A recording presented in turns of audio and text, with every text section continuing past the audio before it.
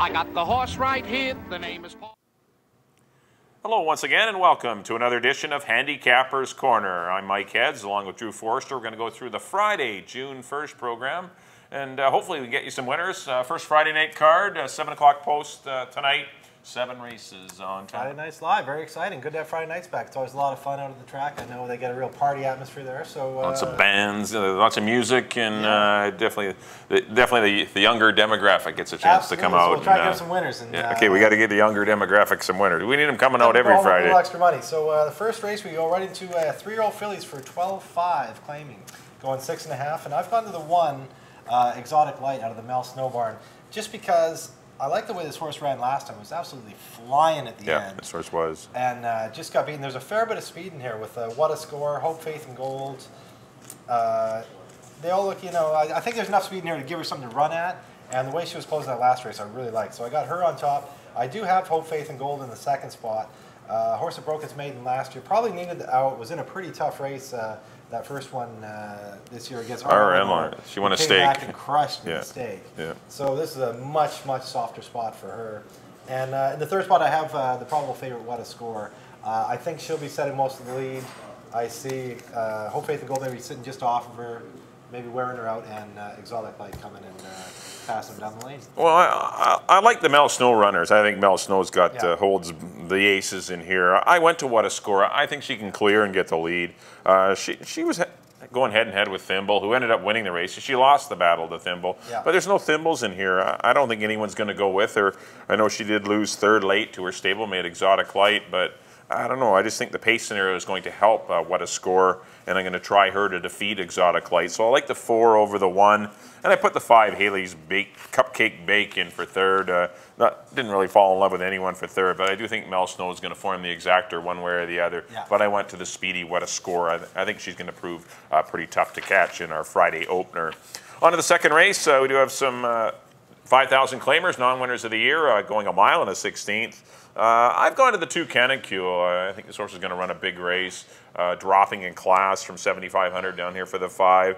Chased the pace last time, but those horses are a lot tougher, quick. One Zone Accord and Kaluk and Boss. This race has come out considerably easier. I think he can benefit from that. And I think he's going to get the trip. He's going to sit off of the speedy number 1, a lasting piece, and I think he should be very tough to hold off from there. I think Canoncule, you know, if he could ever repeat that race on September 24th where he crushed a similar field in 144 flat, that race will win the money for fun. So I'd like him to win it. I put Tai Shan in for second. Good third to Hornblower and a lasting piece last time. Got a little far back from the 9 hole. Chad did give her a perfect ride though and got through on the fence most of the way.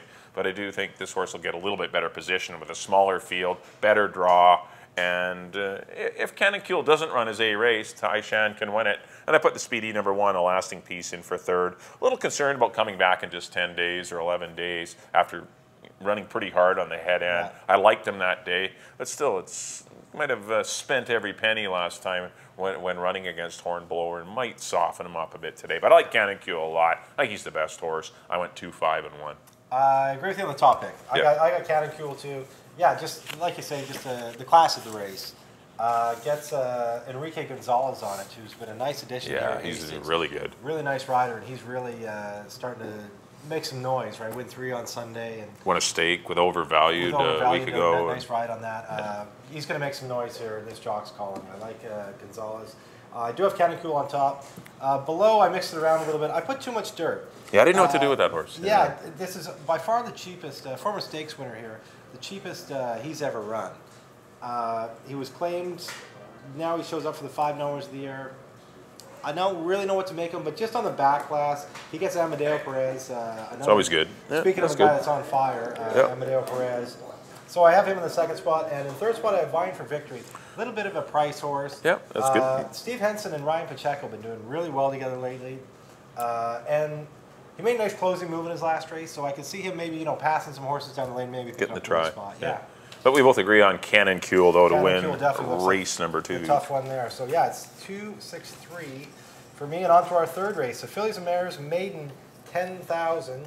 And I've gone to the 6, Maury's Glory, out of the Barb Heads barn. We've talked a fair bit about this horse this year. We always seem to pick her She's disappointed us so far, but this is the cheapest thing she's shown up for. We've gone on the fact that Barb had her much higher early in her career. Obviously thought something of her. She's, like I said, been a little disappointing this year, but she drops into a 10 that is not much. No, it's an easy 10. It's a pretty easy 10. Yeah. Even to drop down to the 10 and then catch a field like this, I think everything kind of goes her way in here. Frank Fuentes heating up a little bit. He had 3 winners last weekend, so I do have Maurice Glory on top. The second spot, I have Victorious Spirit out of the Nancy Betts barn.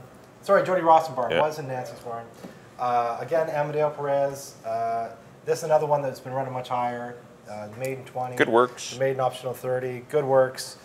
Gets Amadeo, so I have that in second spot. And in third, a horse who ran third in this race last time, Doreen's Delight out of Harold Barry's barn, gets Pedro. Ran third in a 10 that I think was a bit tougher than this. So I don't see any reason why she can come back and hit the board again. Yeah, I see the race all very similar to you, Drew. I like Maurice Glory to win it. Yeah. I thought both those fourth place finishes, to Cashing Cash and Long Glory and Tricky Mind, those are a lot better horses. This race is, she needed it.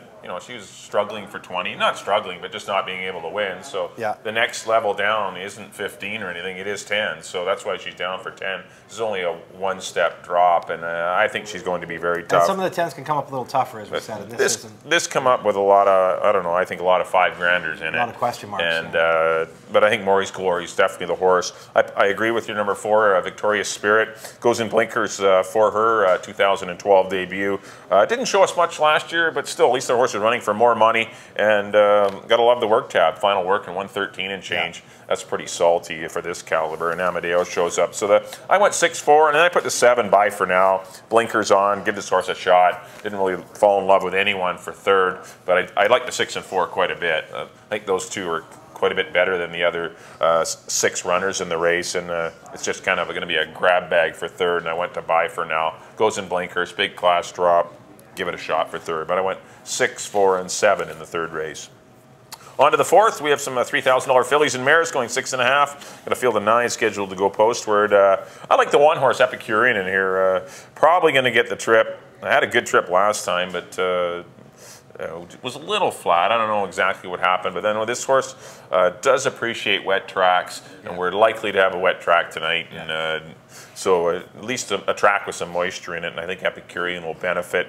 Looks like Saratoga Outlaw, JJ's Wander, Seashell, Mia Dolce, even Beautiful Breeze. There's a pile of speed in here. I don't think anyone gets away easy enough to hold off Epicurean. I think Epicurean gets set up nicely. I'm going to call her a winner. I put Saratoga Outlaw in for second. Good runner-up effort to my bailout, who also came back to win last weekend. And I put the 7-horse Beautiful Breeze out of Frank Barabee barn. I know she's better than that last race. She had kind of a tough trip from the 9-hole, and it was just her first race of the year, so I'm going to give her another look. But I went 1, 2, and 7. Not a strong pick, Epicurean, but I like her. I guess if you have to key someone in your pick 4s, because it does start here in the 4th race, maybe try her, but I don't know, it might be a little risky, but I like 1, 2, and 7. Probably have to go a little deeper in this race. I had the 6, Dance All the Dances on top. Dance All the Dances is now scratched. Okay. Dance All the Dances out. So I moved to Saratoga Outlaw, who was my second pick. Again, Red Hot Gonzalez. Been very tough knocking on the door at this level all year. I think she gets it done today. I have your Epicurean in for now second spot.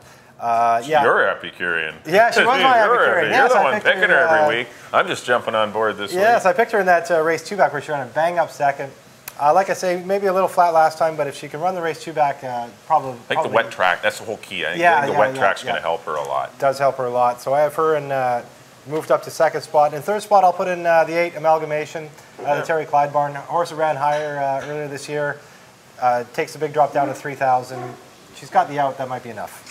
Might be enough. Put her in for third. So I now have 2, 1, 8 for my picks. You go to Saratoga Outlaw. Saratoga Outlaw for the win. And on to the 5th, the Maiden 5,000 for 3 and up, going 3.5. Speedy little dash odd here. Little race, but this will be a quick one. And I've gone with the 2, Spy Zone.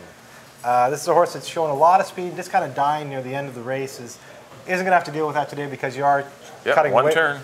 One turn, cutting right back to 3.5. Gets Alex Marty, very capable little bug boy in there. Little weight off. 22.46, last time. I think even when you're not trying to preserve that, he can just let him go. He's going to be very tough in here. Second spot, I have a first-time starter of the Terry Clyde barn, Gray for Sure, with Pedro Alvarado in. Pedro's a great 3.5. He's awesome. Really good 3.5 jockey. Gets a nice outside post for a 3.5 race. Terry Clyde knows how to have him ready and has had some success with 3.5 horses in the past. Knows what it takes to have a horse ready just to, really fly out of there. And in the third spot, I have maybe the probable favorite. It's probably going to be between 2 and 4 is Excess Dividend.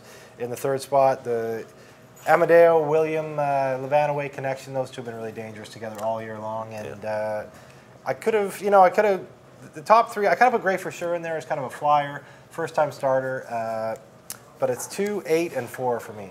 Yeah, I like the one horse in here, Principe's Herbie. I think this horse is going to be fast, dropping. I just know this horse is, he struggles, yes, going 2 turns, but just the one turn. I'm not crazy about the rail, but you get loaded first, and it's a little tricky sometimes, the one hole. But this horse does. I look at the replays, and this horse does leave the gate very well, and I think he can make the top. He's been making the top in races that are considerably tougher than this. Optional 30s. If you're out there battling with Congrats Man on the head end, that's pretty good. I know he folded and got beat a million lengths, but still, going one turn against this caliber, I think Principe's Herbie deserves a look with Marty Williams. So I'll try him to win it. I put Spy Zone in for second. I mean, he's the logical play. Yeah. He's very fast, as you mentioned, 22 and 146, and he's doing that reserved. And so imagine if he just threw his head away, how fast he could go. So yes, definitely a very live horse there. And I put the 4-horse Excess Dividend in for third. William, very good at getting horses, leaving the gate well. Yeah. A lot of his young horses do well. A lot of his horses of this ilk, these older horses going 3.5, do quite well also. So I put him in for third. It is his first start of the year. But I'm going to take a flyer on Principe's Herbie. Not much of a flyer. I think he's going to get bet, 4 or 5 to 1. But yeah, I like Principe's Herbie to win value. It. I went 1, 2, and 4 in a 3.5 furlong thriller in the 5th. On to the 6th race. Got some maiden special weight, optional 40 here actually. You can be in for the $40,000 claiming price, or if you choose, you can run protected. Going 6.5 furlongs, Colts and Geldings. First half of the late double. Got 9 of them scheduled to go. Actually, we do have a scratch. Number 6, Our Last Call's out. Another one that I picked. Another one. You're getting in. Yeah, bad luck. Tough one on the scratch board. Got you. I went to the 4, Timeless Storm. This horse out of the Lenore Dubois barn really shocked a lot of people. Shocked me, including at 26 to 1. To find this horse out there battling on the, actually had a clear lead in 22 and 2, got some pressure in 46 flat from Sure Cash, and ended up, losing the battle with Sure Cash as well as Deputy's Command, but hung in tough for third. Considering he probably didn't get much out of his first race, he got a lot out of that one, and I think he'll be even tougher tonight. So I'm going to give Timeless Storm and Sean Evans a shot. Put the 2, Title Nobility, in for second. I thought a pretty good effort at Golden Gate for 20 grand. Missed the start, rushed up. That was a maiden 20 is very comparable to maiden 40 at Hastings. Absolutely. So. And he's worked well. A nice final prep in 121 and 2, going 6.5 furlongs. So that was a good move. Noel Beato, a very capable rider as well. So don't be surprised if you see Title Nobility even win it tonight. So I give this horse a big chance. First time out at Hastings. And number 3, Andrell out of the John Snow barn. First year by Terrell, has some sporty looking works. And has lured Amadeo Perez as well. He will debut on Lasix and bred to be pretty quick. So we'll see if, and the barn's been going great guns at John's barn. Not too many subpar performances. If they haven't been winning, they've been running second. So the barn's very live right now and doing quite well. So I went 4, 2, and 3. Those are the ones I kind of like. You could make a case for Green Dude, I guess, or Tie Mark. But those horses they're all right. They would need some good luck to win it. But I see it 4, 2, 3. I pretty much right there with you. I have the 4 on. I did have the 6 on top. Of course, the 6 is scratched. So I like the race ran first time. But it doesn't matter, that horse is out. So I've gone to the 4. Yeah, like you said, a real battle-hardened kind of race last time. That was not an easy race on the horse, and to hang in there for third I thought was super impressive, so I do like him on top. In the second spot, I do have Tie Mark, a horse that steadily kind of seems to be improving a little bit at a time, and switches from Hoverson to Fernando Perez, a pretty aggressive rider who's probably going to put him into the race right at the start, and could give him a good opportunity to make some noise in here. So now for me in the third spot, I'm going to put 2, Tilted Nobility in. I know those maiden 20s at Golden Gate are very salty. And he was involved in the race. Looks like he got a little tired late, but he was right in the thick of the race for his first start, and probably just needed the race. Now he shipped up to Hastings. He's probably going to be make some noise in here, I'd say. Yeah, no, it's not a tough maiden allowance. Like no. When you look at it, no, it didn't come up as one of the tougher scares ones. you in here? I mean, exactly. This race didn't come up. No, it didn't come up as one of the tougher ones. Well-bred, super firster or some horse that's been running second in 17 and change that's in the race. No. I mean, the race has come up. It's winnable for anyone that can jump up and run a pretty good race. Absolutely. So my amended picks would now be 4, 7, and 2. On to the 7th. Go ahead. Mile on the 16th, 3,000 claimers close out our first Friday night live program. An interesting race. A lot of these mares are definitely at their best going a mile on the 16th, and they actually are at their best when the track's a little off too. So there's really no benefit to the distance or to the track condition. No one will get a bit of an edge anyway. I went to the 7 Rainbows in the Wood. I thought a pretty good second to Diva Ballerina. Amadeo Perez will ride tonight and does drop in class from 5 down to 3. A lot of things point to Rainbows in the Wood. Yeah. Not really a brilliant pick. The horse is probably going to be 6, 7, 8 to 5, but just a horse that I think you should likely key, or you definitely. She looks like the winner. I put the 1 Call Me Jewel in for second, and the 4 Mahati Joe in for third. I could make a case for See Eye to Eye, and I could make a case for Her Time to Shine. There's a lot of these horses are very interchangeable to me, but I do like the 7 Rainbows in the Wood. I think he's the key, or she's the key, pardon me, in this race, and you can play a bunch of them in behind. That's I totally agree with you. That's why I have Rainbows in the Wood on top. Looks super tough in here. Just getting beat for the Knowledge of the Year for 5, drops in for 3, gets Amadeo. Everything's kind of pointing in her direction. Right. I did go with See Eye to Eye. I like that horse too. In the second spot, yeah. Going a distance, she's 5 for 8 lifetime in the money. The last time she ran a sloppy track here was last fall for 12.5. Ran third at 22 to 1 behind Dinah's Legacy and Vine Tiger. Much more accomplished horses. So I have her in for second. And in the third spot, I have Mahati Joe. Another horse that's kind of been picking up the pieces, running thirds this year. And another one that's a little bit better at the distance and doesn't mind the slop. So, like you say, there's a lot of ways you can kind of look at Her this. Time to Shine even has a shot to be to stick around for the try or super. But I mean, when picking a winner in the race, I just think the 7 stands out. Keep coming back to the 7. The 7 does stand out. Tick Me Off even has a shot. This horse likes the wet going too. Yeah, exactly. The track's really sloppy at the end of the night. Put Tick Me Off in there. This horse moves up dramatically on off racetracks, and forgive her for her last start. Something must have went wrong. Didn't run her usual race, but because she's usually pretty salty. I think the 1, 2, 4, 5, and 6. The 1, 2, 4, 5, and 6 are all interchangeable. They're all equal in ability, but I think the 7 Rainbows in the Wood is just above them, and I think she's the key in here. So I agree on the 7. Absolutely. That concludes our Friday night card. We'll get the picks up here for you. Get the selections up for you. Mike's up first. Here we go. There I am. I'll quickly recap everything. Back in the first race, I like the 4, What a Score, over the 1 and 5. In the second race, I went to the 2, Canoncule, over the 5 and 1. In the third race, I went 6, 4, 7. That's the 6, Maury's Glory. In the fourth race, I went to the 1, Epicurean. I went 1, 2, and 7. In the fifth race, I went to the 1, Principe's Herbie. Hopefully get Ron Principe a winner. I went 1, 2, and 4. In the sixth race, I went to the 4, Timeless Storm, over the 2 and 3. And in the seventh and final, I went 7, 5, and 6. I like Rainbows in the Wood. I think she's probably the key of the day. And on to me. In the first race, I went to the 1, Exotic Light, over the 2, 4. In the second race, I went to the 2, Canoncule, over the 6 and 3. In the third race, I went to the 6, Maury's Glory, over the 4 and 1. In the fourth race, the 6 is Scratch. Dance All the Dances is out, so I end up with the 2, Saratoga Outlaw, on top of the 8, Epicurean, or the 1 Epicurean and the 8. In the fifth race, I have the 2, Spy Zone, on top of the 8 and 4. In the sixth race, another scratch for me. The 6 horse is out, Our Last Call, so I end up with the 4, Timeless Storm, on top, the 7, Time Mark, second, and the 2, Tilted Nobility, in third. And in the seventh race, I agree with Mike, the number 7, Rainbows in the Wood, on top of the 5 and 4. Well, that'll do it for our Friday, June 1st selections here on Handicappers Corner. Thanks, everyone, for viewing. we did get a chance to visit with Bob Marjanovic, the Moj, very Absolutely. Great popular interview. Yeah, great sports interview. host on the Team 1040, one of many great hosts on the Team 1040. He's a horse racing enthusiast. He's now a horse owner. He actually has a horse in on Sunday called Prohibiting, and that'll be a lot of fun for him. We had a chance to catch up with him, so enjoy that interview. And after a short break, we'll be back with Saturday, June the 2nd picks here on Handicappers Corner.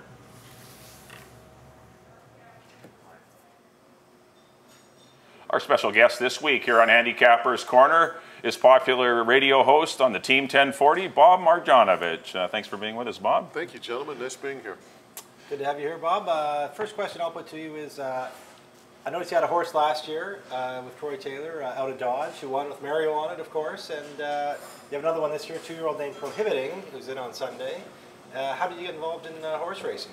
Well, pretty short story. We're doing a remote one time out at the track, and Glenn Todd was out there and started talking to Glenn, and he kind of encouraged me to get involved in the horse racing industry, I guess, and got a horse last year named out of Dodge, which was something new for me. But man, what a treat. It was such a thrill. I'll tell you, like having been an athlete and a coach before, you kind of get those goosebumps. And I remember when out of Dodge's first race, I had those same goosebumps. Like I was all nervous. I mean, it's like my horse, he's racing.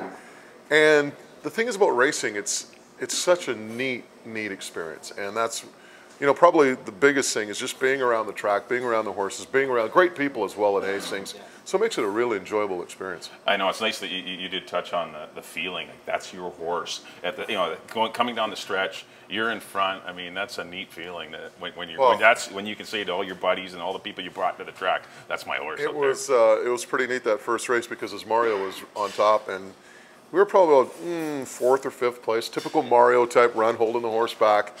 And when it was all said and done, we wound up winning by like a head. Yeah. So it was exhilarating to say the least. We didn't have as much success in the following races without a Dodge, but that very first race was so much fun.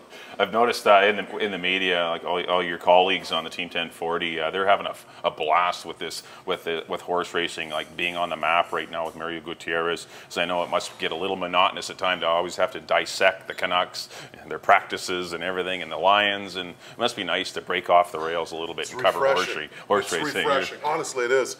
And you know, when you look at Mario and his story, it is so.